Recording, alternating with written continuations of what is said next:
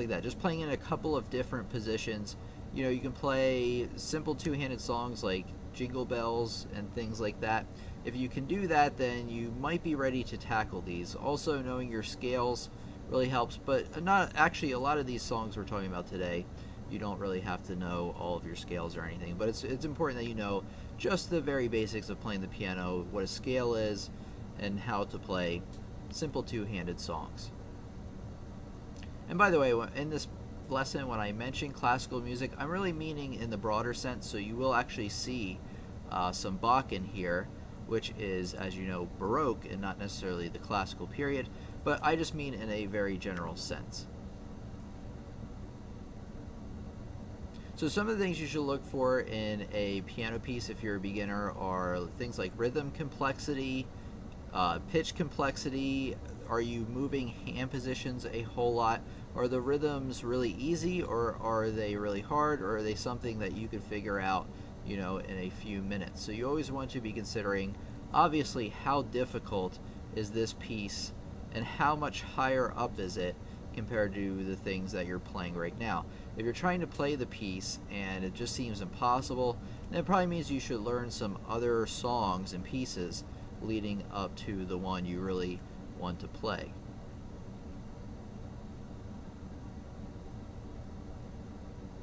I would avoid pieces with tuplets, which are, except for the triplet, I think you can probably figure out what the triplet is. I do have a lesson on that on the YouTube channel. But you don't want anything to, is your first piano piece, classical piano piece, nothing to have anything really crazy where you have a bracket and then have, you know, the number 14 on it and you have to fit in all those notes. Things like Chopin, which wouldn't really be classical either, but some people would, like I said, in a general sense. You want to avoid things like that. I mean, luckily with things like Bach and early Beethoven, it's not much of an issue. Also avoid pieces with a lot of hand position changes all the way up the keyboard. I would avoid things with octaves all over the place. Something like that would definitely be too difficult for your very first song, learning to play classical music.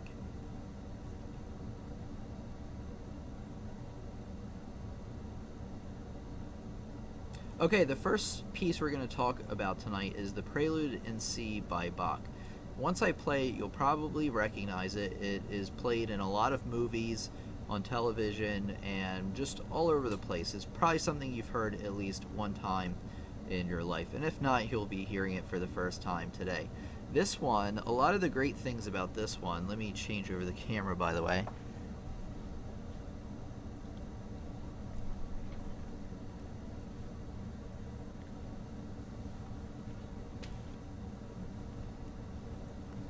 Sorry about that. Okay, so this is the number one piece I recommend you start with as a beginner. Now you may be looking at it and thinking, wow, that's really not that easy, right? That looks hard. Or you may be thinking it looks easy. Well, the great thing about this piece and why I recommend it as your first one is, first of all, the rhythm complexity, even though it looks complex, if you're not used to something like this, it really isn't. It's very even. And nothing crazy, no dotted rhythms, and nothing really like that. Now, one thing you want to consider is like holding down the first half note. Whoops. Whoops. Sorry. So you always want to hold down the first half note of, you know, each half of the measure. But once you hit those first two notes, you really don't have to do much else except play those top 6 notes. And then another reason I recommend it is it only changes a little bit measure to measure. So very little hand position changes are going on here.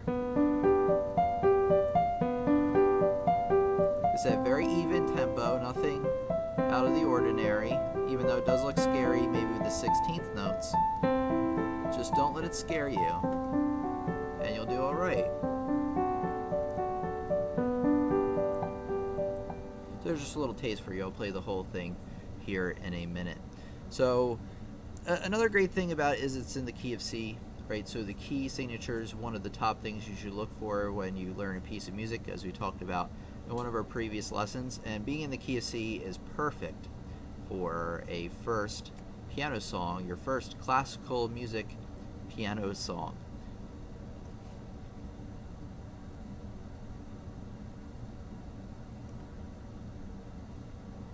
Okay, now I'm going to play this entire piece. One thing I want to say is the real challenge, yet the real reward in this piece, is after you're learning the notes, to put in the dynamics. Now, this one doesn't have dynamics written in, and I could explain where you could figure that out if they're not written in. It has to do with the tensions and the chords and things like that, but like I said, this lesson isn't for that topic. So basically, you want to follow the dynamics. You want to find a version of the piece that has the dynamics written in for you.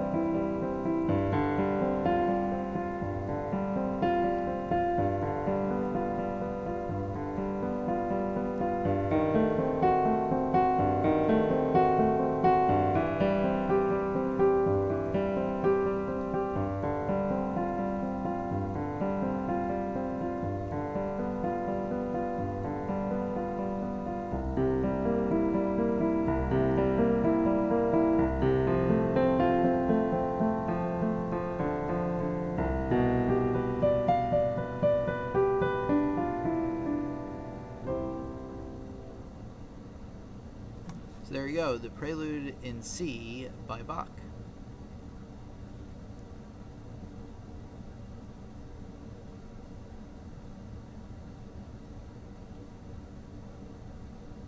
Okay, just kind of looking through here. Glad to have everybody with us again today. Not going to be watching today, just have my wallet stolen. Oh no, going to file it as stolen. A good idea. More important than this piano lesson if it happened to me. Okay, is this arrangement the way it normally is? I mean, is this what the composer wrote?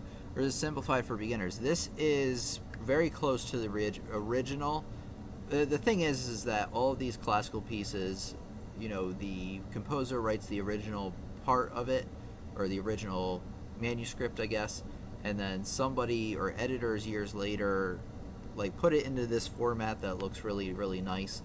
And sometimes, you know, when they do the handwriting, some of it translates over incorrectly, I guess, or it's really hard to tell exactly what the composer meant. But something like this, yeah, this is pretty accurate, and this is not a simplified version, which I think is mainly what you're looking for there. Is this Ave Maria? Ave Maria is definitely a different piece. Ave Maria is really, really nice as well.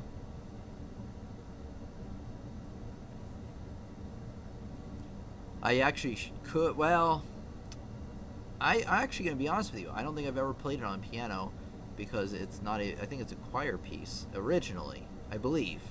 Don't nail me to the wall on that one if I'm incorrect, but I believe from what I remember from music history class, that's the case. Okay, we are going to, thank you by the way, Furman says nice. You are, thank you very much for that. Okay, the next one we are going to do, let me get it out for us, or let me get it up on the screen, is we're probably going to do, the Minuet in G by Bach.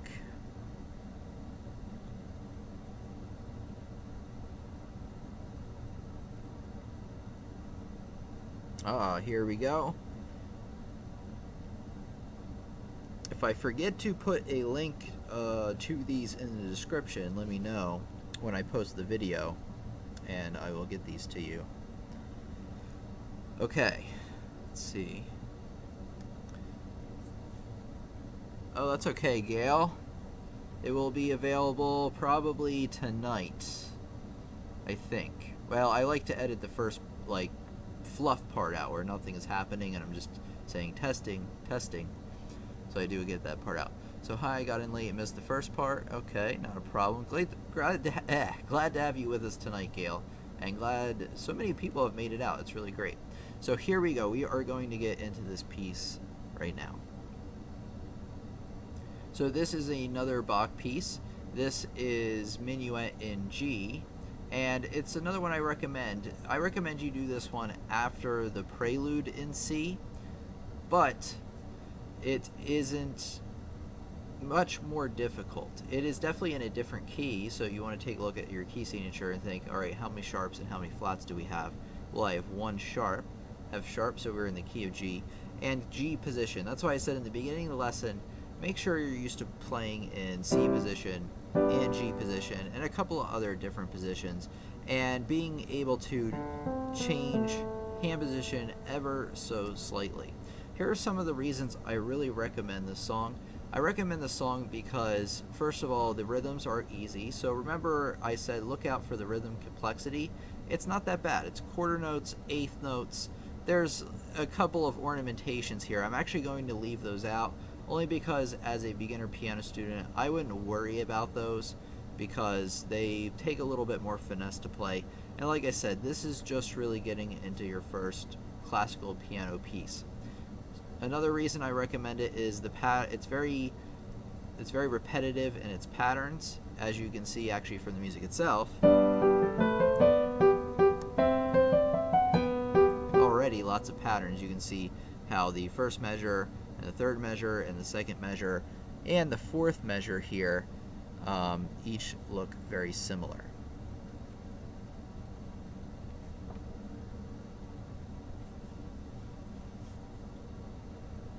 This is another fairly recognizable one, probably not as much as the Prelude in C, but a lot of people will know what this one is and know that it is, I don't know, well they'll know it is a Bach piece. Alright, so I'm going to get playing on this one. Let me get everything in view here. Oh, it's nice one-page view, I like that.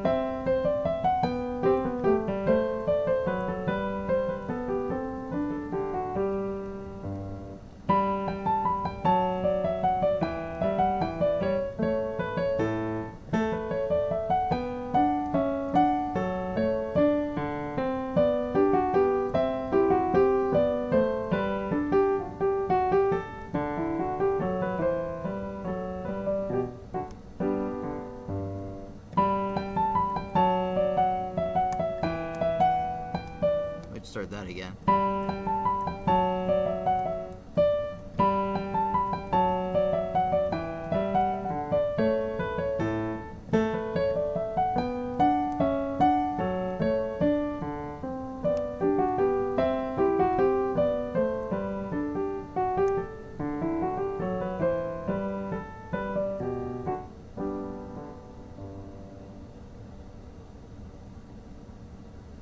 The piece actually does have staccatos. This version doesn't. So in a lot of the other versions I've seen, this is a free version I got. That's why I got it, so I can include it in the description. But a lot of times they have the first measure all slurred together and then staccato.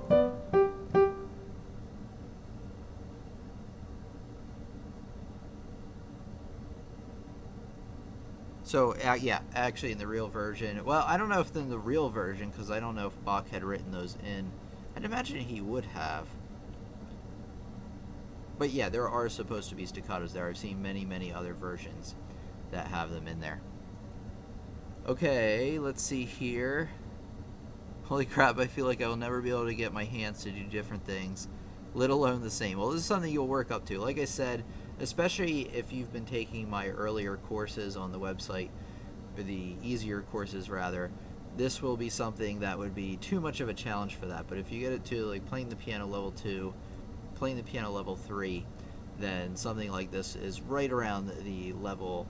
I would actually say playing the piano level 3. Actually, this song is part of playing the piano level 3.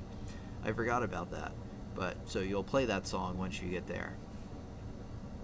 But like I said, these are the first songs you should learn as a beginner piano student. It doesn't mean that these are the easiest songs.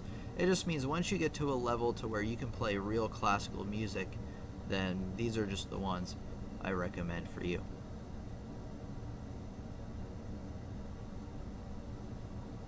Okay, any questions so far? Rich has had a few good questions.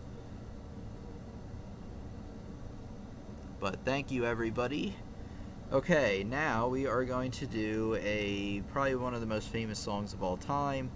I get this request more than probably anything ever, except I can't find it. Oh, where is it? No.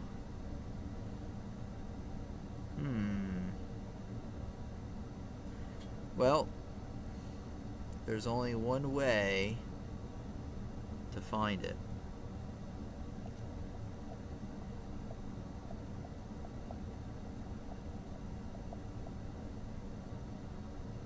Oops, not violin.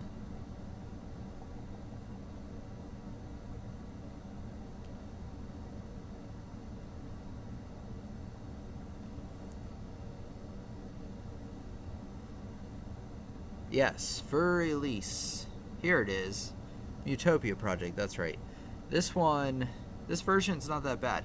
Now, you may be looking at the pedal marking and being like, what is that? I don't know what that is. You may be used to seeing the ones that are like the little brackets that are down below the staff that have like the little spikes in them to where you lift up the pedal. This, you hold down the pedal, and then as soon as you see that little like flower thing, you're going to pop up the pedal and press it down when it says PED again. So that's just how it works. It's the same symbol, or the same meaning, different symbol. Here we go. Oh, let me get into some of the reasons I recommend this one. First of all, this song is more requested than any other song I get, and I find that a lot of younger students can handle this one. Some of them can, and it's really because this is the most difficult of the ones I'm going to recommend today. Some of the things that make it a little more challenging is that you are changing hand position a lot more, and the span of your hands needs to be pretty wide to be able to play this one. Although you can use little techniques to expand your range there. And use the pedal, of course, to connect the notes. So the notes are a little bit further apart, different hand positions are going on. There's also quite a few more accidentals, so you have to know about sharps and naturals and things like that. And there's also repeats with first ending, second ending, so it's a little more difficult. However, it is fairly repetitive, which makes it a little bit easier. So once you learn this part, it doesn't take people to learn up to there very long. And luckily, just on this first page alone, it happens 4 times, taking up quite a bit of the first page. And then the left hand repeats as well, making it not impossible to play.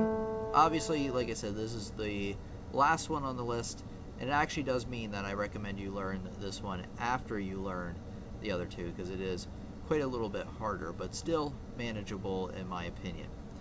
Here we go.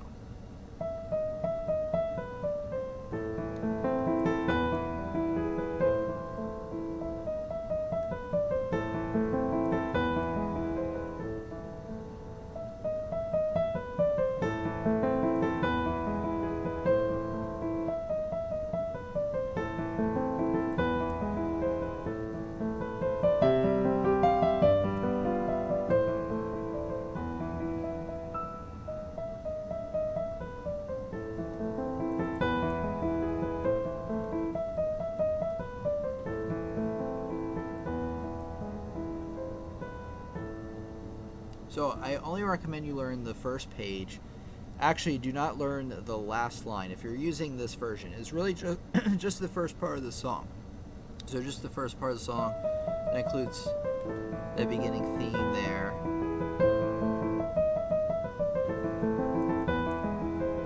And then also there's like a second smaller section here.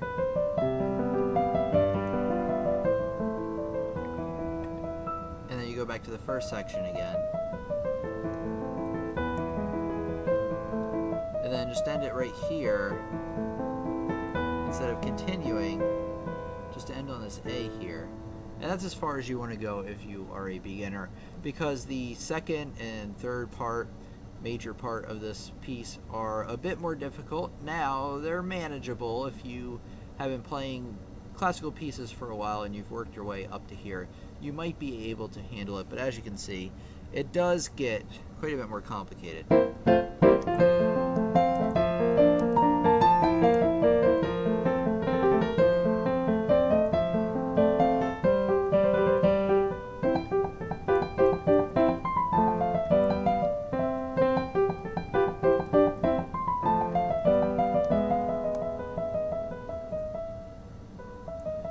Keeps going. So as you can see, it gets more complicated, but that first part does come up again. So once you learn that first part, you actually do have about at least a third, maybe to half of the song learned, because that part comes up many times in the piece.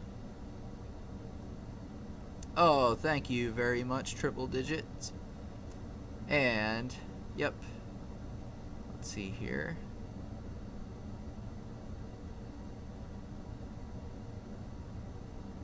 Yeah, no problem, Triple Digits, if it's over your head a little bit. Just keep working at it. It will take you a few months probably to be able to play something like this. But I do know students who have been able to play it maybe in their first 4 to 6 months. Some, if they're really talented, can play it sooner than that. I have met students very just naturally gifted, and they could learn something like this in the first few weeks, surprisingly. But a very few of those. Most people, even including myself, when I first learned it, it was definitely after my first 6 months of playing piano. Actually, I was a young student. I was a young kid. So it's actually probably after like 3 years of playing, it probably took me to get this far. But I think as an adult, you could probably get there a little bit quicker. Rich says, I have a great book of classical songs, taking me forever to learn the songs, though. So what is the name of the book? I'm just curious. I'm always looking for new books.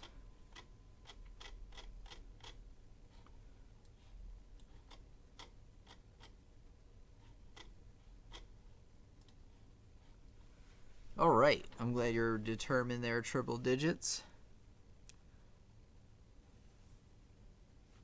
Okay, so that basically concludes the lesson for today. Remember that when you're learning a new classical piano piece or learning one of your first ones, you want to be on the lookout for basically how hard is the piece compared to what you currently are playing. How is the rhythm complexity? Are the rhythms something you can figure out? Some things you're familiar with, or are they way out there with dotted 30-second note rhythms and septuplets and things like that? You always want to avoid those as your first classical piano piece because they'll probably be beyond your level. But to learn your first classical piano piece, you do need to have some experience playing piano two-handed, and it's something you will work up to. It's not something you will do in the first couple of weeks or maybe even the first few months. Let's see. Let me see if there's anything else I want to say before we go. And one more thing you want to avoid is overly difficult hand position changes. If you are playing octaves or something all the way up and down the piano, that's probably more than what you can handle at this time.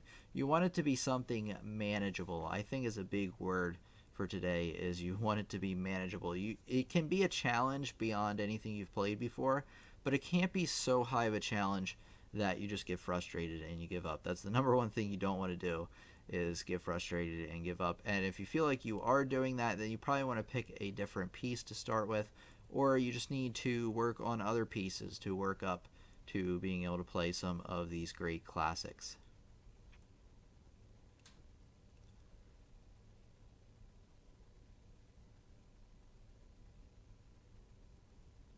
And remember, of course, you can always learn a lot more about piano music over my website, pianolessonsontheweb.com. There will always be a link in the description for you if you're interested in that. If not, we have new videos coming out every Friday at 2 p.m. Eastern Standard Time. And we have live streams almost every Friday and every Sunday at 8 p.m. Eastern Standard Time. Make sure to look up what time that is for you if you live in a different time zone. But yeah, so that's all I want to tell you for today. Thank you for stopping by, and I'll see you in the next lesson. Now, everybody in the live stream, I'm not leaving just yet. I know it kind of seemed like I was. That was just kind of an outro for the video. So I'm sticking around. Don't worry about that.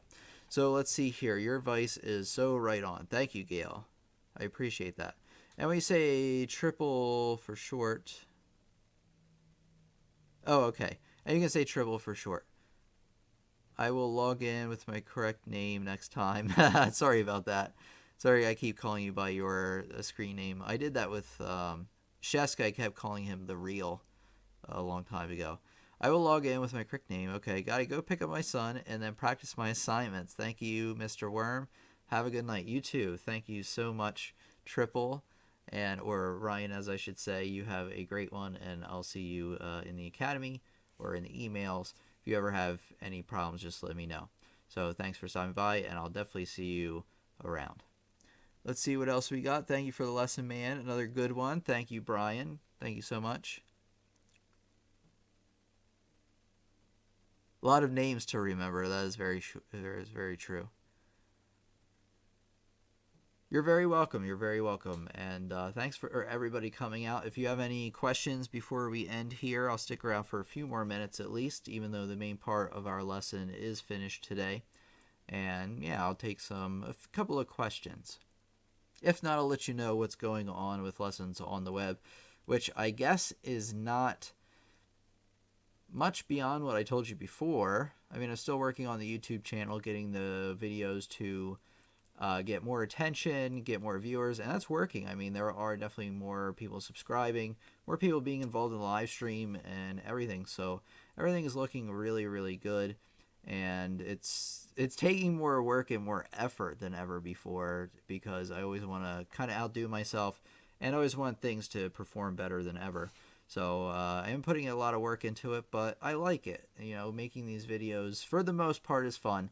Today's lesson, I really had to work hard today to get it out on time, just mainly because I had so many other things going on. But everything is going pretty well with the channel. I'm psyched about the future. Going to probably, well, next time's a discussion. I might do a Skype call with Rich. Rich, remind me next time. We'll set up a Skype call again, and we'll do what we did last time, where we kind of just talk a little bit. I don't remember the topic for Sunday, so see if that will take me there. Nope. So just hold on a second, everybody. There it is.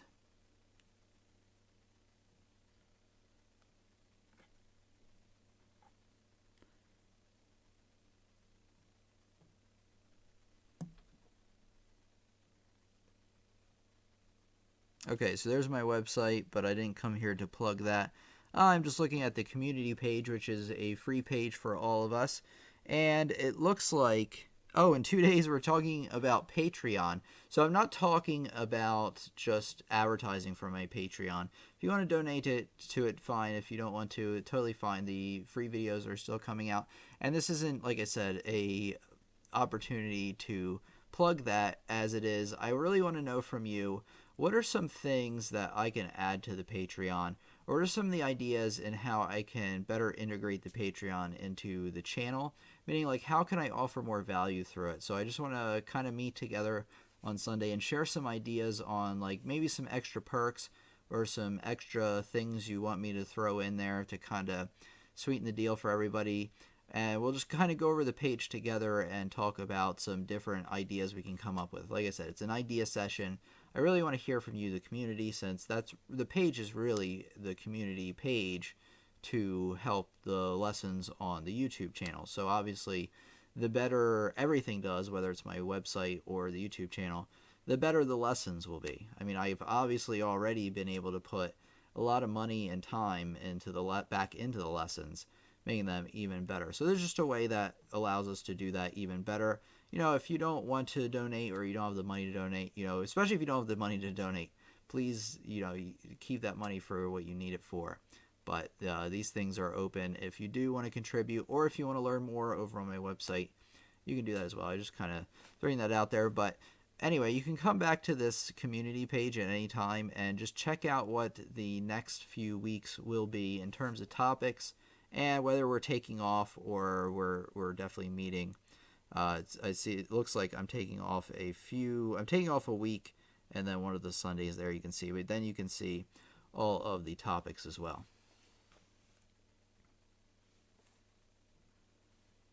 I've been trying to learn Moonlight Sonata. Moonlight Sonata is really hard, Jezebel. Really hard. I'm having trouble with sight reading. And by the way, Moonlight Sonata is something. It's definitely not one of the ones I would put on this list. It's definitely something I would play maybe 5 classical piano pieces before I tackle that one. That one's in C sharp minor. If you have the real technical version. And for me, it's not difficult, but I was a senior in high school before I played that. And I had already decided to go to music school, so I was already a pretty serious piano student when I tackled that one. I'm having trouble with sight reading and sharps and flats. Any advice on how to improve? I know you mentioned a sight reading website a few months ago. Yeah, okay. Let's see. Reading sharps and flats. Any advice? Okay, yes. So, sight reading website. Oh, you know what? Well, there is. You might be talking about musictheory.net.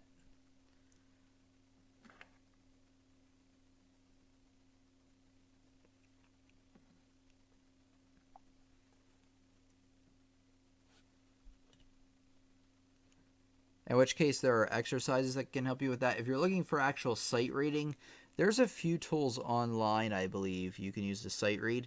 There's actually a sight reading course on my website, but if you are interested in, let's see what we got.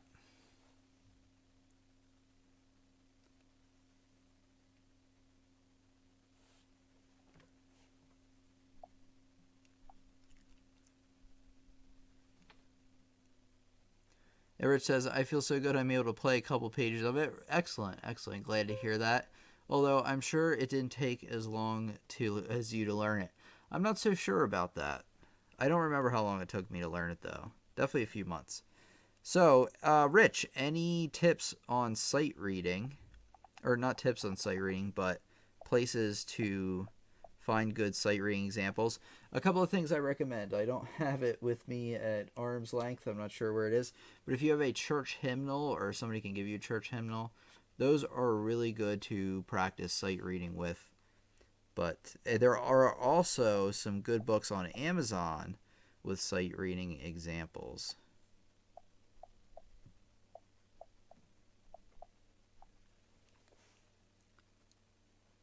Okay, great, great.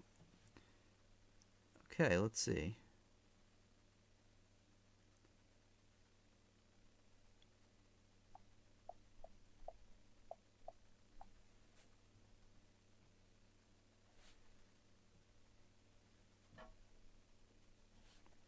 Interesting. So right away... Oh, so, I just typed in sight reading examples piano, and there's something that came up. Now, these don't have sharps next to the notes, but they are in different keys. So one of them, as you can see here, has one flat, then you have one sharp there. I'm sure if you looked a little bit more online, you could find different types of examples. Like here's an intermediate one. I don't know, this one might be a little better. Yeah, this isn't bad at all. These are not bad sight reading pieces. Now, I'm looking for ones with sharps and things like that.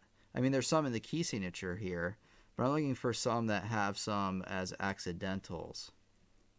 Here you go. Like this one has a few. So I would just look up online. I mean, already I was able to find something pretty good here. This is belmont.edu.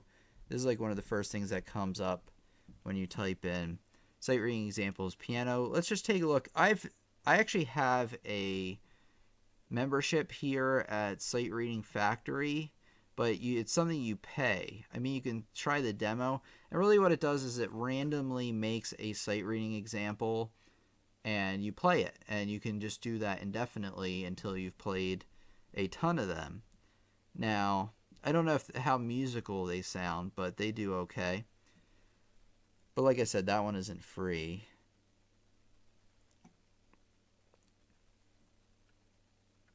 Sightreadingpractice.com. Oh. That looks like some kind of tool. I mean, if you can figure out how to do that, that's fine. Oh, you know what? If you ever find a site called imslp.org, this is always a really good site here.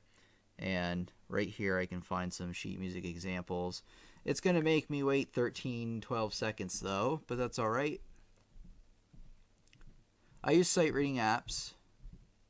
There's many free ones out there. I have one called Tenuto, but it's $2.99. Oh, that's right. Tenuto does do that.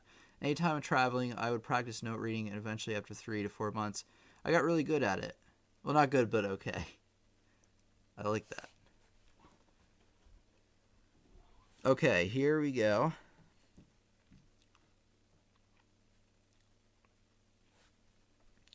So, as you can see here, I found a page with sight reading examples. These look a little bit tougher than the other ones I did, so I'm not sure how far along you are in your ability to sight read.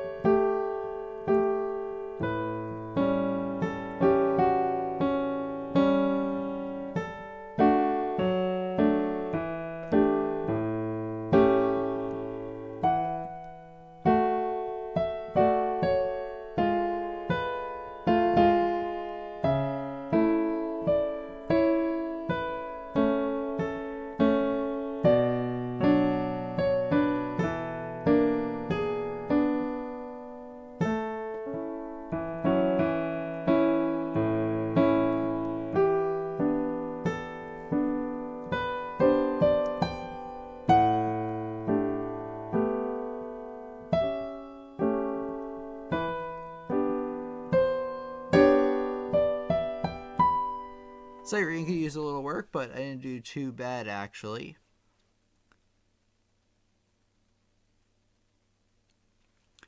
Brian says, thank you for all your help. I really appreciate the extra time you take for the live stream. And thank you, Rich. Yes, Rich is our most valuable live stream member. Well, everybody's valuable, but Rich chimes in with the best advice, I would say. All right, everybody. I think I'm going to kind of end it here. Any other questions about sight reading? It looks like, just look online a little bit. You can probably find a page. It looks like there's a lot of free stuff out there for sight reading, which is terrific. I'm probably going to have to make a lesson on it now because, I know it's out there.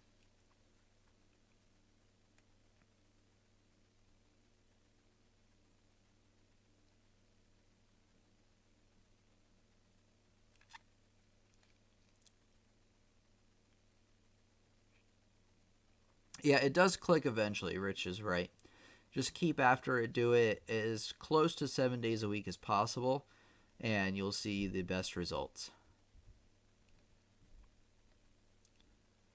Okay, so like I said, our Sunday meeting, we are talking about Patreon and really just kind of coming up with some ideas on how I can make the Patreon better and, some ideas. Maybe we'll just kind of bounce some ideas around with the live stream as well, how to make it even better than it is. So thank you so much, everybody, coming out tonight.